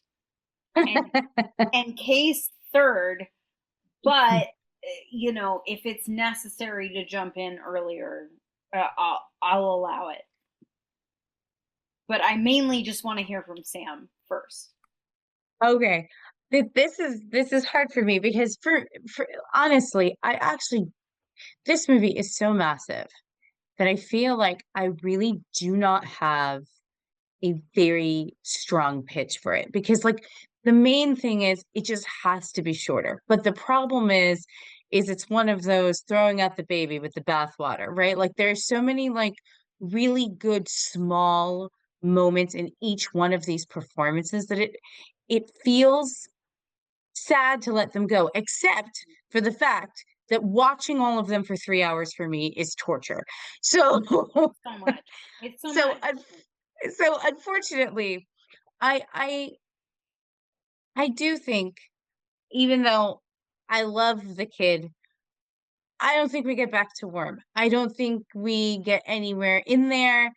I I think that it's okay not to name the beat. I think, have we could have a different interaction with a child just so that we can bring the child back to save Julianne more if we want to, but I don't know if it's necessarily connected to a specific crime, because at this point we're not going to tie that end. It's never going to be fixed. The rap can be a different rap. It can just be a kid rapping about wanting to be a cop and him just dismissing him. We've got the same thing going on, but I'm saying like we're going to kind of curtail a lot of that because it's just not working. After a lot of thought, I think Erin is right, and William H. Macy is gone. I do not think that it's enough. She made a good enough case during this podcast to convince me that he doesn't add enough, although there are some really beautiful moments. And honestly, at the end, just like the frog hitting him in the face is hilarious, and it does add some humor to what is a very dark end, because people are actually dying from the frogs hitting them and all the blood splatter. It's nice to see him with his own blood and not just frog blood on his face. But I don't know. I feel I am conflicted about this decision because I feel like I lose some humor. I lose some humor by losing him. But I'm going to do it. This baby needs to die. This baby needs to die, and he needs to go. And I'm just gonna tighten up, really focus on Christine and Frank. Ugh, hate him. But it is an amazing performance of a terrible character. And I think I'm gonna tighten it up to there. We can leave the quiz in because it still ties in with Christine's father, and it shows, You mean also Claudia? the Claudia. Sorry, I'm renaming Yeah. people. I'm tired. I'm sorry. It's way past my bedtime, guys. And Claudia's dad. And so, especially because, you know, especially once you learn what he did to his daughter, it makes it weirder that he works on a quiz show with children. So I like that eeriness, like that this monster is out there still around other. It's never implied, and we don't know if he ever like hurt anyone else the way he hurt his daughter. But just the fact that he's a person who would do that to any child and is around children all of the time, it adds a little creepiness and maybe even spice to the storyline. And yeah, A I would little actually Trumpiness, a little a little Epsteinness. little Ugh. yeah, a Yeah. little trumpiness. I mean, if I we're going would to be really ACAB and Antifa on this, we might as well like name drop Der Fuhrer in this whole situation. and honestly, I think that this means that for me, at least in my edit, that William H. Macy's role would be a little more limited to just being like basically to introduce the child and to basically be another man in Claudia's life who doesn't listen to her, and literally just kind of be a supporting cast and really kind of just focus in on that main theme of those three children in this town, in this small block radius, who had parents that don't listen to them, and therefore kind of just streamline the movie And keep the frogs. Let it be biblical. And keep Macy as a staunch Catholic so that he can still be there to be part of the church that is not listening again to a victim of assault and molestation and who just doesn't get it, who doesn't listen. That's how I would just stream it down. We still have the Julianne Moore, we still have Philip Seymour Hoffman, we still have Tom Cruise being Tom Cruise. The interview is amazing, so keep that interview in there. He still sucked other men's cocks. Right. Yep. Yeah. You know, in fact, I will say that definitely got made fun of. I could even cut down that scene. No, I don't need that scene. I don't need it. I need the pharmacy scene for sure. Yes. And she could say I wasn't faithful. It just smash cuts to her being like, I fucked other men or sucked other men's cocks. Yeah. Right. It's like, honestly, it could be shorter. It could be out. It doesn't have to be there. I don't need that, but I do need her in this movie, and I do need the pharmacy scene. So she cannot be cut out of the film. So like that can't happen, because there's also like part of the resolution of this movie that I think actually does work is at the end, Frank going to see her in the hospital after she tries to commit suicide, because there's something that humanizes him, even though he's been a douche nozzle for the entire film. And there's something about it that gives her not even redemption, but like sees her as a human being, right? It's these two people that weren't necessarily human to begin with, connected by this other asshole, but they're there and they've both suffered loss, you know? And so there is not necessarily resolution or even them absolving each other of their guilt, but at least there's a connection there. And so I think that is actually like a really, if not a nice moment, but a good dramatic beat to the film, a good point of storytelling. I don't know if it's like heartwarming, you know, it's not like Superman. Like this is not going to fill you with hope. This movie is not hopeful. Okay. This is not the James Gunn Superman. This is the opposite of that. I think it's hopeful because Luis Guzman plays himself throughout and he survives. And he's still Luis Guzman in the end. We don't know what happened after the Reign of Frogs. Like, right. Well, okay, but as far as we know, he entered Luis Guzman and he leaves Luis Guzman. Like, yeah. Well, you know what? That is very positive. That is incredibly. I don't know. Like, to me, as a proud Puerto Rican, I'm very happy with that for sure. But I will say that I think that is a good mirror for what you see with, on the other end of this, you know, our other child having a counselor talking to her, having her mother accept her, having her mom make this decision to choose her.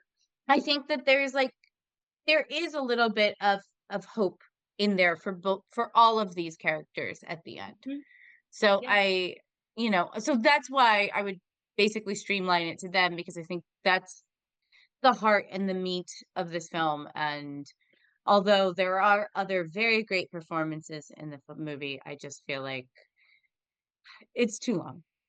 I'm sorry. It's too long. No, you don't have to be sorry. I mean, again, the filmmaker agrees with you. So, I mean, he is on the record saying, I would cut the shit out of it. It's oppressively long. Yeah. It's too long. Like, you know, so I'm not necessarily that bothered by it, but I definitely agree that like it would benefit from some editing, and that there's some, in my opinion, like pretty clear ways to maintain the themes, to maintain the narrative structure, but like streamline it. Well, have at it, because I'm done. Go for it. Well, I mean, similar to what you said, you know, I think that like so much of the focus is on parents and children, right? And like I think that the Donnie, what's his name, Donnie Smith, quiz kid Donnie Smith, right? I think his character and Stanley's father could be condensed into one character. I think that would potentially help a lot. Like if Donnie or if Stanley's father was trolling around bars, like trying to pick up guys, and was like closeted, and like gonna maybe get braces because he has the hots for this bartender, like that would maybe help things that, like, oh yeah, like being successful as a child actor didn't help this guy that much. And he's still like longing for, this unfulfilled adult life that he doesn't have. And then he meets Henry Gibson, who has all this money to like throw at the bar, who's literal, like his character name is Thurston Howell. That's what they gave Henry Gibson. They made him fucking Thurston Howell from Gilligan's Island, right? And he's just literally throwing money at the bartender.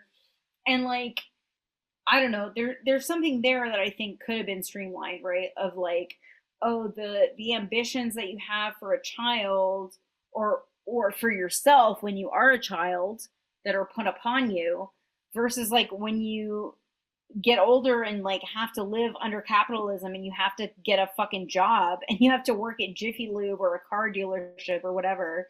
And like, it has nothing to do with your intelligence. It has nothing to do with what you spent time investing in as a child. You learned all this stuff and now you're stupid, right? You used to be smart, but now you're stupid because no one's investing in you being smart.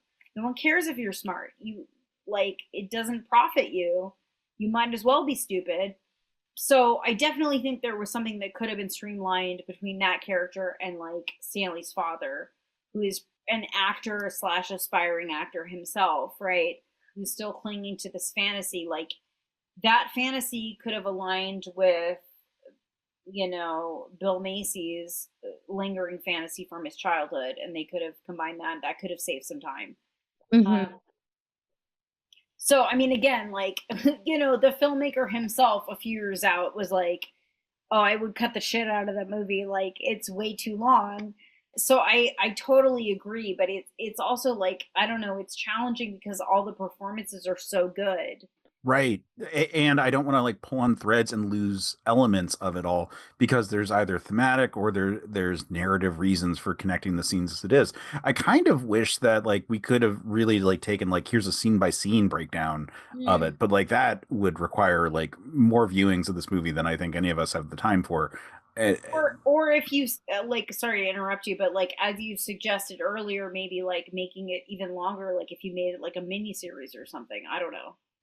Yeah, that would be a really interesting perspective of it. If this was like an HBO miniseries that was like 5 episodes or something like that, then you just like flesh out the worm plot and you flesh out a few other scenarios in there and you really sort of expand on it, which is certainly an approach to it all because I think that currently the state of the movie has at the very least this like hanging plot thread of like the dead people that John C. Reilly fights. And I find that. But at the same time, like, sorry to interrupt you, but I feel like as a viewer, like, we don't give a shit about that. Like, I don't, Sam, I don't know about you, but I just feel like when I watch this again, I'm like, okay, that's like a weird circumstance. Like, we don't actually care. Like, I don't feel like that's intrinsic to the story that we're following. Like, I honestly forget about that, except for the kid coming in being like, you're not listening to me. Like, that's where I feel like it's relevant is the kid being like, I have information and you're discounting me because I'm a kid and you don't give a shit about my point of view because I'm a kid. But like, well, that's a big part about why I think it continues to matter in like every version of the story. But the fact that we see additional like shots of like the character who's supposed to be the killer running around and like is the reason why the gun lost is Orlando Jones in that scenario. Like I think that we get teased enough with him that it's like annoying that he's like removed from the movie.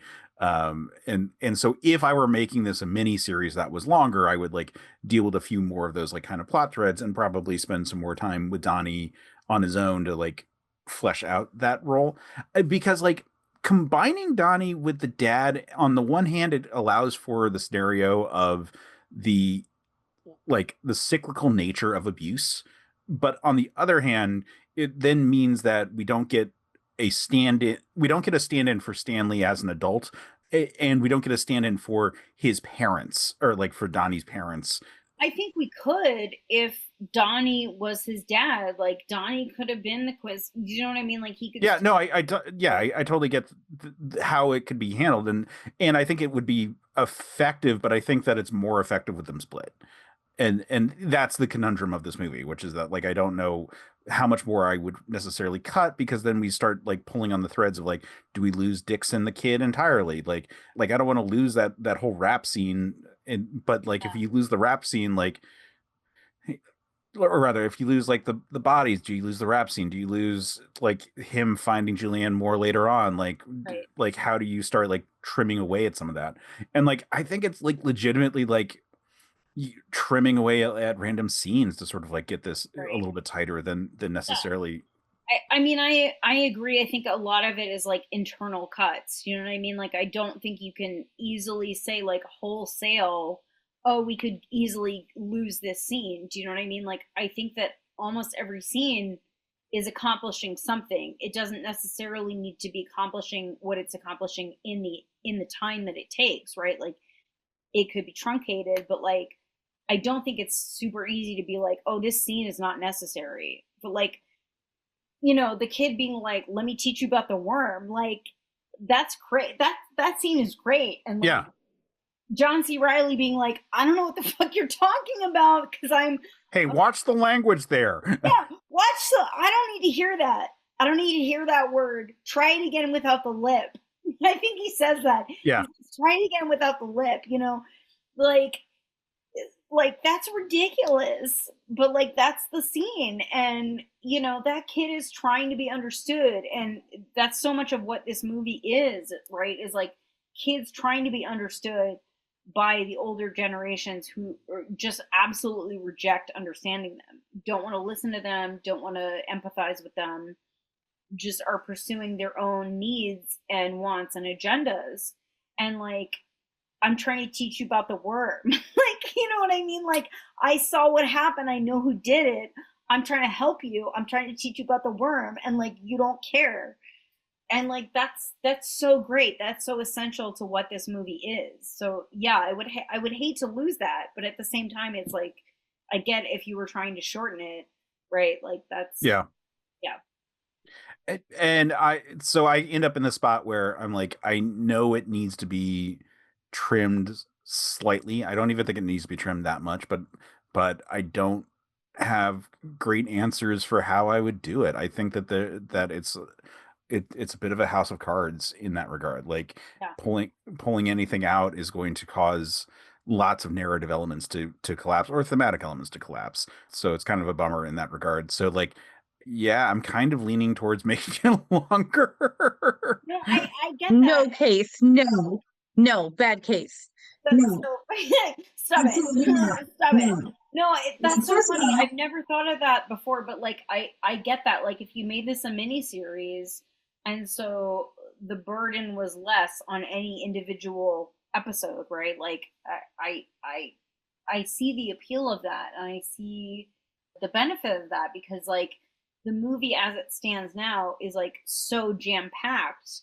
And if you read about the development of this film, right, like it originally, like he was envisioning it as a short film, and then Right, which is insane when you think about it. It's insane. Because the storylines became so complex that he was like, oh man, this has to be at least a feature. Like this is crazy. And it's crazy to think of like all the, you know, the novel adaptations that he's done, like There Will Be Blood and stuff. Like, you know, I think I genuinely think he's one of the best filmmakers currently alive. But like this was a 100% original thing, right? So like I get that he was like, oh, this could easily be like a 20-minute short, and then he's like, wait, this can't even be like a 2-hour feature. This has to be a 3-hour feature minimum. So, you know, like I get what you're saying about like turning this into a mini series, right? Where each character arc gets like a full-fledged development thing. Because as it is, it's some things are sort of truncated and some things are maybe like excessive. Yeah, that's kind of where I'm approaching this from. Mini series, right? Not like Yes. a 4-hour movie that needs an intermission, right? No. Like 4 individual episodes that are an hour long each. Right. Okay. And like the 4th understand that. episode is mostly just frogs. Are they doing flips? Can the frogs have swords rather than be like splatted? Like, can they like just wield a righteous sword to take people out? Can be like Link with the Master Sword I like love coming that. down. Exactly. Like, Exactly. I don't want to feel like, even though it's fake swords, fake frogs, I just don't want to feel like they're being hurt. Like, I want to feel like they're just there to bring righteous justice down. I love that. And they'll have 2 swords. yeah, for their froggy I love it. smiting. In their forearms. Not in Maybe their... a couple with ninja stars, because Yeah, I like okay. the idea of them throwing things. Yeah. Yeah. That's good.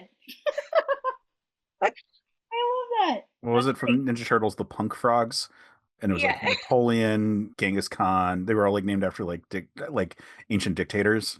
Yeah. I Those mean, guys but I don't know showing what up. you're talking about. That's great.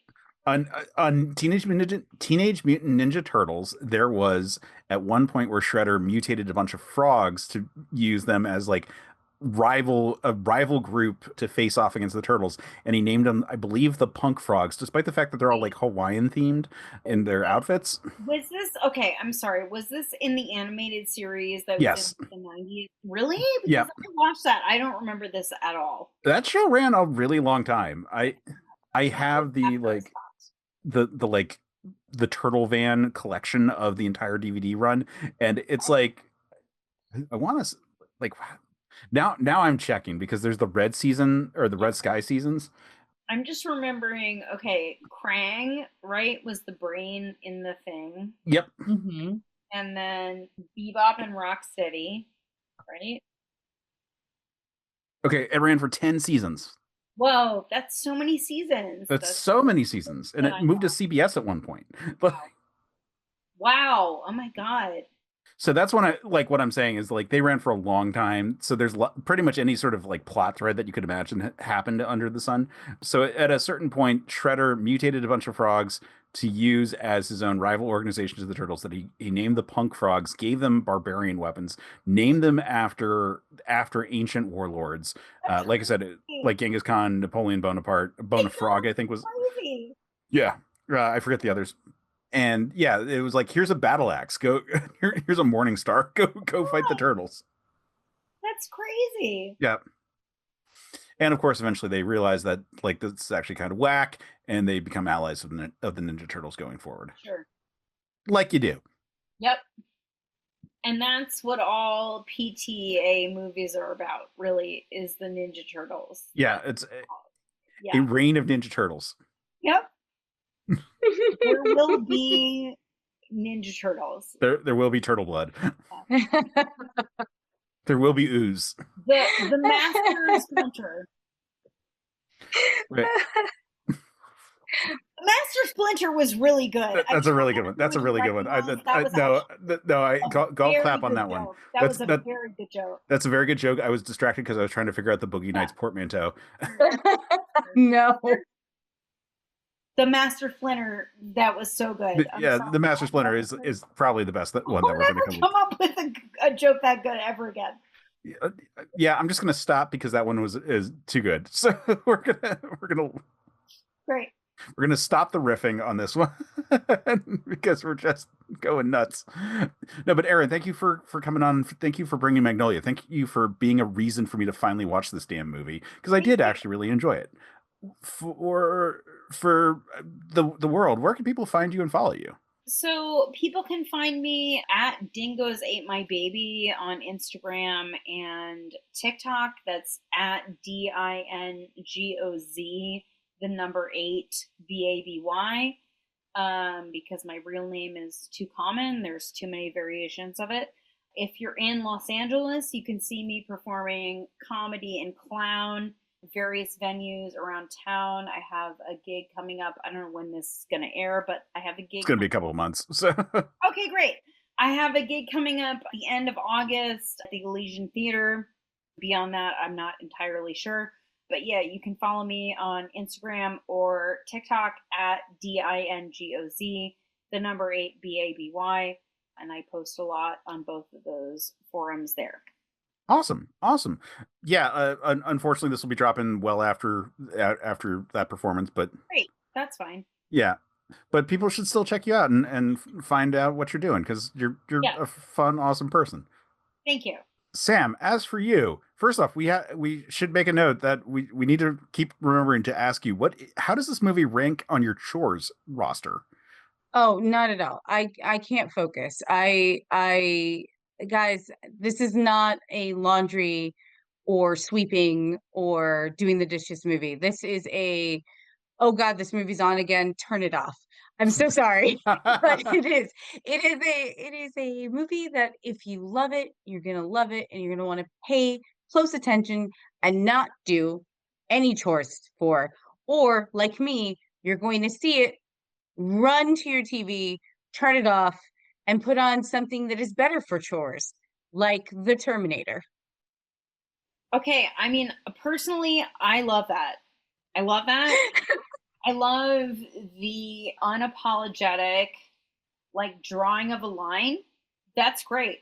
And you know what I mean? Like, like if you are gonna watch a movie, like you know what you want, and you either want something that's gonna draw you in, or you want something that you're gonna say "fuck off." And I love that. I love Sam. I love how unapologetic you are, and like the line that you're drawing in Sam. That's great.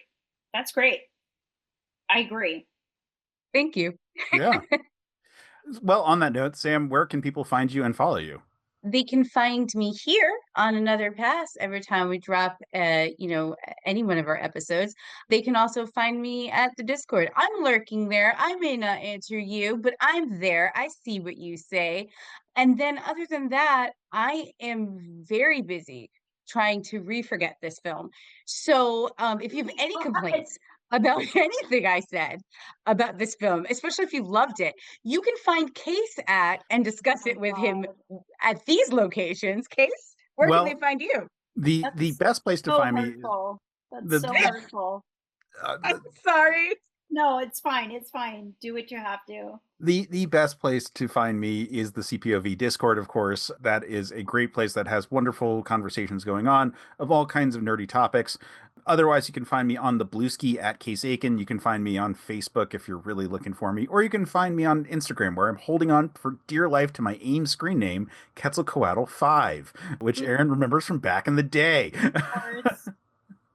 And that's QUETZALCOATL5 for anyone who's curious. It is a Aztec mythology and Legion of Superheroes reference, because I was pretentious as hell in high school. But moving on, we should thank some people because we have a Patreon running now. We actually have some awesome people to thank who joined at the executive producer level. So we need to thank Micah McCaw, Carter Hallett, Sean Muir, Lee Gregor, Memento Young, Logan Crowley, Joe Mastropiero, Casey and Nancy Aiken, Adam Samter, and Keith Littman, who are all wonderful people who joined at the executive producer level. But you can come and join even at the free tiers. We're doing all kinds of promotional stuff. I'm doing essays twice a week now, one on just nerd topics and another one on D&D stuff every single week, Mondays and Tuesdays. But you'll also get, in theory, advanced notices about the recordings. We're working on being like ahead of schedule on stuff, but currently we're on schedule at stuff. And at the very least, you'll find out when anything that we're doing pops up, and it's a great way just to support. Even if you're just supporting at the free tier, it's still wonderful that we've got people. But if you want to kick us some bucks, that's awesome. Like, I'm not gonna say no. But otherwise, Erin, thank you again for coming on. It's wonderful having you.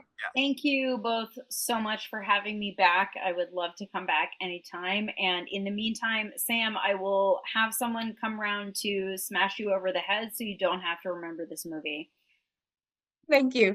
I appreciate it. Welcome. Yeah.